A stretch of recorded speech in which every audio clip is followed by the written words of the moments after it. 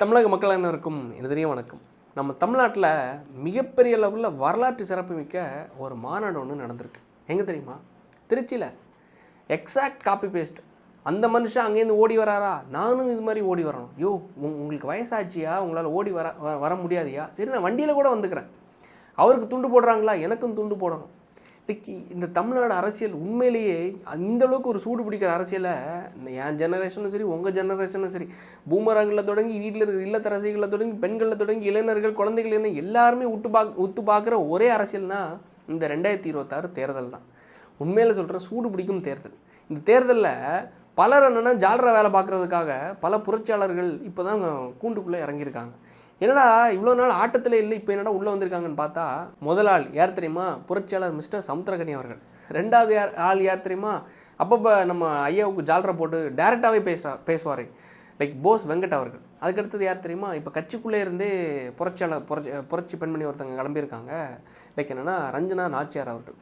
அதாவது என்னென்னா, எல்லோரும் உங்களோட கருத்துக்களை நான் வரவேற்கிறேன். ஏன் நீங்கள் ஒரு கோட்டை போட்டுட்டு, லைக் நல்லவன் என்கிற ஒரு கோட்டை போட்டுட்டு மக்களுக்காக பேசுகிறேன் அப்படிங்கிற மாதிரி ஒரு விஷயத்த, ஒரு பிம்பத்தை காணிக்கிறீங்கல்ல. லைக் என்னென்னா, லைக் சமுத்திரகனி அவர்கள் ஒரு 2 நாட்களுக்கு முன்னாடி ஒரு விஷயத்தை பதிவு பண்ணியிருந்தார். அது என்னென்னா, விஜய் அவர்களுடைய வாழ்க்கை, லைக் அந்த த்ரிஷா அவர்களுடைய விஷயத்தை விமர்சிச்சு லைக் இவரும் பேசியிருந்தார். யார்? நம்ம பார்த்திபன் அண்ணன் அவர்கள். லைக் அவரை பற்றி நேற்று நம்ம பேசியிருந்தோம். 2009-10 ஒரு ஆண்டி பின்னாடி சுற்றி, அந்த ஆண்டி மிகப்பெரிய லெவலில் விமர்சனாகி ஈஸியாக ரோட்டில் கூட்டு போய் அங்கே பல சில்மிஷன் நடந்துச்சு அப்படிங்கிறதையும், அதை தாண்டி 2010 காலகட்டத்தில் மிகப்பெரிய லெவலில் ஒரு தனியார் நேஷ்னல் மீடியா தொலைக்காட்சியில் இவருக்கு எதிராக மிகப்பெரிய லெவலில் அங்கே ஒரு அத்துமீறலே நடந்துச்சு அப்படிங்கிறத நம்ம உடச்சி நேற்றுக்கு பேசியிருந்தோம். லைக் என்னென்னா, குந்தவை வீட்டுக்குள்ளே இருக்கணும் அப்படிங்கிறது சொல்கிறதுக்கு பார்த்திபன் அவர்களுக்கு என்ன தகுதி இருக்குது அப்படிங்கிறது. அதே மாதிரி தான் இப்போ நம்மளுக்கு அறிவுறுத்தல் எடுக்கிறார்ல நம்ம புரட்சியாளர் லைக் சமுத்திரகனி அவர்கள். என்ன இவரோட மிகப்பெரிய லட்சியம் என்ன தெரியுமா? ஏம் என்ன தெரியுமா? ஸ்டாலின் அவரோட வரலாறை, அதாவது ஸ்டாலின் அவரோட பயோகிராஃபியாக படமாக எடுக்கணுமா. பிஏ-நோட்ஸில் ஒரு இன்டர்வியூ கூட கொடுத்துருந்தார். அவரோட வரலாற்றை படமாக எடுக்கிறது தான் என்னோட மிகப்பெரிய வாழ்க்கை லட்சியம் அப்படிங்கிறது. சரி, ஸ்டாலின் அவரோட வரலாறு படமாக எடுக்கணும்னா எதை நீங்கள் கவர் பண்ணுவீங்க? குயின் மேரிஸ் காலேஜில் நடந்ததையா, இல்லை ஸ்டெல்லா மேரிஸ் காலேஜில் நடந்ததையா, இல்லை மவுண்ட் ரோட்டில் அந்த லைக் தூர்தர்ஷன் தொலைக்காட்சியில் லைக் செய்தி வாசிப்பாளராக இருந்தாங்களே ஒரு பெண்மணி. இது மாதிரி பல அவதூறுகள் அவர் மேலே 19 இருக்குது. விக்கி லீக்ஸ்ன்னு சொல்லிட்டு ஒரு வெப்சைட் இருக்குது. அந்த வெப்சைட்டுக்குள்ளே நீங்கள் போனீங்கன்னு வைங்களேன், எங்களோட ஒட்டுமொத்த அந்தரங்களையும் நீங்கள் அங்கே பார்க்கலாம். லைக் நம்ம ஸ்டாலின் அவர்கள் மேலே, ஒரு முதலமைச்சர் மேலே இப்படியெல்லாம் நம்ம அவதூறு வைக்கக்கூடாது. நான் அவதூறெல்லாம் நான் இந்த மாதிரி பொது வழியில் இருக்கிற விஷயத்த தான் நான் எடுத்து சொல்கிறேன். நம்ம டேரக்டாலாம் நான் சொல்லக்கூடாது. பொது வழியில் எங்கெங்கே இருக்குப்பா, வெப்சைட்டில் நான் பார்த்தேன்ப்பா, பார்த்தது நீங்கள் பார்த்துக்கோங்க. உண்மையாக இல்லையாங்கிறத நீங்கள் ஒரு வாட்டி கிராஸ் செக் பண்ணிட்டு அந்த வரலாறை நீங்கள் எப்படி வேணாலும், நீங்கள் பாகுபலி அளவு கூட பிரம்மாண்டமாக படத்தை எடுத்துக்கோங்க. உங்ககிட்ட தான் பணம் இருக்கே, ரெட்ஜெண்ட் இருக்குது, அதை டிஸ்ட்ரிபியூட் பண்ணுறதுக்கு பல நிறுவனங்கள் இருக்குது, உங்ககிட்டே ஒட்டுமொத்த டீமே இருக்கே சார். ஆனால் தயவு செஞ்சு உண்மையான வரலாறு எடுங்க. மக்களை ஏமாத்துறேன்னு பேரில், இந்த தேர்தலுக்கு வேலை பார்க்குறேன்னு பேரில், மக்களை மேனிப்புலேட் பண்ணுறேன்னு பேரில் தயவு செஞ்சு இந்த காசுக்காக கேம்பெயின் பண்ணுற வேலையை மட்டும் தயவு செஞ்சு வச்சிருக்காதீங்க சார். உங்கள் மேலே மிகப்பெரிய ஒரு மரியாதை இருக்குது. படங்களில் நல்ல படம் எடுத்திருக்காரு, மாணவர்களுக்கு நல்ல அறிவுரை கொடுத்துருக்காருன்னு சொல்லிட்டு சின்ன வயசில் இவரோட படங்கள்லாம் பார்க்கும்போது நல்ல புரட்சிகரமான படங்கள்லாம் நடிச்சிருக்காரு. ஆனால் இந்தளவுக்கு நீங்கள் போன எலெக்ஷனில் நான் பார்க்கும்போது வெங்கடேசன் அவர்களுக்கு லைக் மதுரையில் கேம்பெயின் பண்ணவர் இதே சமுத்திரகனி அவர்கள். லைக் இந்த எலெக்ஷனில் இப்போ திருப்பியும் வெளில வந்தார். போஸ் வெங்கடேசன் அவர்கள் ஆல்ரெடி அண்டாவை நிரப்புறதுக்காக குட்டி அண்டா தான் அவரோட பேரே. ஆனால் இந்தளவுக்கு நீங்கள் ஜாலரா போடுவீங்க அப்படிங்கிறது இங்கே யாரும் எதிர்பார்க்கல. லைக் பலர் வந்திருக்காங்க. அதுக்கடுத்து நம்ம புரட்சி பெண்மணி ரஞ்சனா நாச்சியார் அவர்கள். நான் கேட்குறது ஒன்றே ஒன்று தான், விஜய் அவர்களை விமர்சிக்கிறீங்க. நான் இந்த இடத்துல விஜய்க்கு ஜாலரா போடுறதுக்கே சத்தியமாக நான் வரல. லைக் சங்கீதா அவர்களுக்காக, இல்லை த்ரிஷா அவர்களுக்காகவும் யாருக்காகவும் நான் வரல. அவங்களோட பர்சனல் விஷயத்தை அவங்களுக்குள்ளது.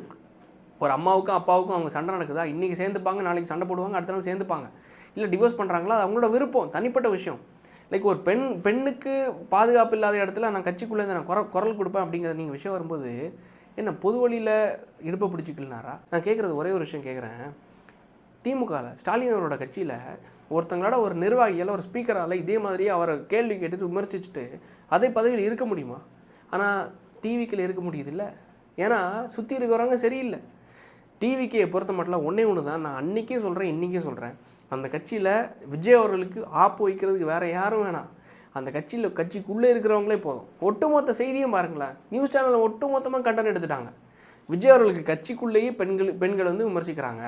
ஒட்டுமொத்தமாக ஐயோ இனிமேல் இதுக்கெல்லாம் முட்டு கொடுக்க முடியாதியா, இதை எப்படி நம்ம விமர்சிக்காமல் இருக்க முடியும்? இவங்க பெரிய புரட்சி பெண்மணிகள் 2017 பிஜேபியில் தன்னோட சொத்தை சேர்க்கறதுக்காக அவங்க உள்ள கட்சிக்குள்ளே சேர்ந்துட்டு 2025 வரைக்கும் இருந்துட்டு வெள்ளைக்காரங்கிட்டே இருந்து தன்னோட ஜமீன் வீட்டு சொத்துக்களை எல்லாத்தையும் திருப்பி வாங்கிட்டு திருப்பி அதுக்கடுத்து திருப்பி 2025 தன்னோட தேவைக்காக டிவிக்கில் போய் சேர்ந்துருக்கவங்க தான் மிஸ்ஸஸ் ரஞ்சனா நாச்சியார் அவர்கள். லைக் ஒவ்வொருத்தவங்களும் ஒவ்வொரு தேவைக்காக உள்ளே வராங்க. இந்த மாதிரி செல்ஃபிஷாக தேவைக்காக வர்றவங்கள இவங்க இடம் கொடுத்து அவங்களுக்கே ஆப்பு வைக்கிற அளவுக்கு டிவிக்கு வச்சுக்கிறது தான் சத்தியமாக எனக்கு என்னங்கிறது எனக்கு தெரில. கொஞ்சம் திருத்திக்கிட்டிங்கன்னா கட்சி நல்லாயிருக்கும். காரணம் என்னென்னா யாருமே இல்லையா, நீங்கள் இருக்கீங்க, இன்னொரு பக்கம் என்டி அலையன்ஸ் இருக்குது, இவங்க 2 பேர் தான். நாம் தமிழரெல்லாம் இந்த போட்டியிலே சேர்க்கல. காரணம் என்னென்னா இதுக்கு முன்னாடி சொன்ன விஷயம் ஒன்று தான். ஒவ்வொருத்தவங்களும் 70 லட்சம் 80 லட்ச ரூபா மாதம் வாங்கிட்டு, மொத்தமாக இல்லை மாதம் 70 லட்சம் 80 லட்ச ரூபா வாங்கிட்டு கம்முன்னு இருக்காங்க. யார்? அவங்களோட ஒரே விஷயம் மக்களை எப்படி மேனிப்புலேட் பண்ணி வச்சுருக்காங்க தெரியுமா? நம்மளோட எதிரி திமுக, ஆனால் துரோகி டிவிக்கேவான். எது? 2.5 லட்சம் மக்களை கொத்தாக கொன்று குவிச்சதை வேடிக்கை பார்த்துட்டு மெரினாவில் ஒருத்தர் கட்டில் போட்டுட்டு 2 ஏர் கூலர் வசதி வச்சுட்டு 2 துணைவியாரோட ஒருத்தர் உட்காந்துட்டு இருந்தார் வேடிக்கை பார்த்துட்டு. மாநாடா மயிலாடன்னு சொல்லிட்டு எல்லாருக்கும் இலவசமாக டிவி கொடுத்து அந்த டிவிக்கு இவங்களையும் கனெக்ஷன் கொடுத்து ஒட்டுமொத்தமாக எல்லா இந்த கலைஞர் டிவின்னு சொல்லிட்டு ஒன்று வச்சுருந்தார். லைக் டிவி எல்லாருக்கும் கொடுத்தாரு. அதில் மாநாடா மயிலாடா ஷோவை போட்டு ஈழத்தில் நடக்கிற எந்த விஷயமே தெரிய விடாமல் படுத்தினவர் தான் இதே கருணாநிதி அவர்கள். அப்போ அவரை வீழ்த்துறதை விட உங்களுக்கு யார் முக்கியம்?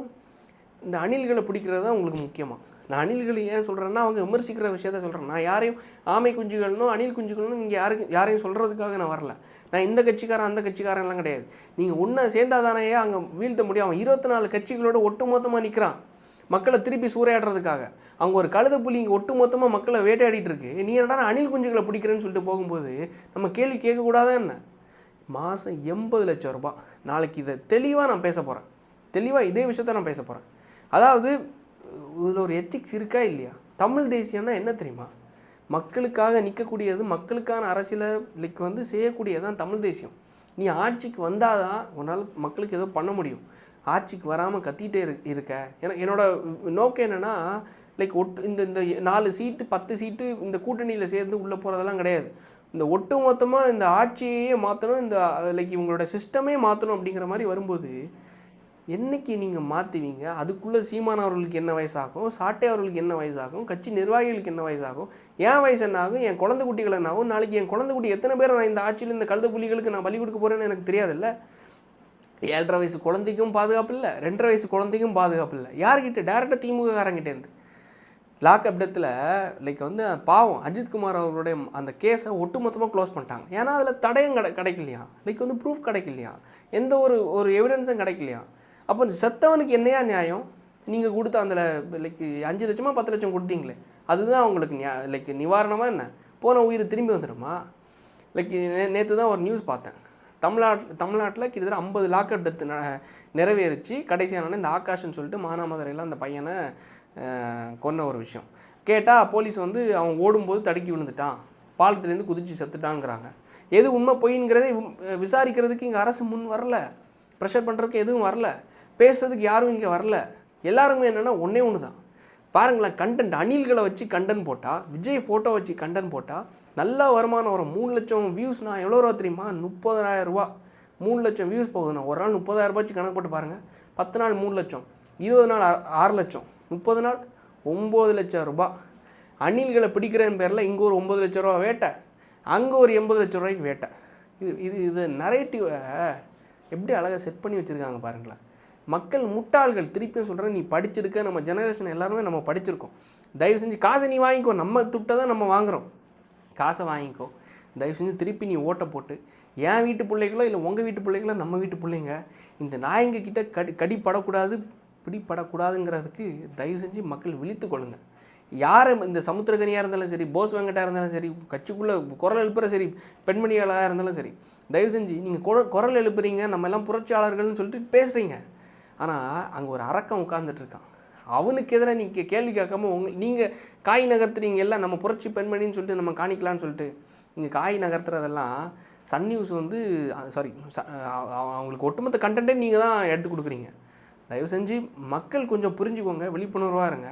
திருப்பி நம்ம வீட்டு பிள்ளைங்களுக்கும் நம்மளுக்கும் பாதுகாப்பு இல்லாத ஒரு சூழலை உருவாக்கிடாதீங்க. உருவாக்க மாட்டீங்கன்னு நம்பி விடைபெறுகிறேன். நன்றி, வணக்கம்.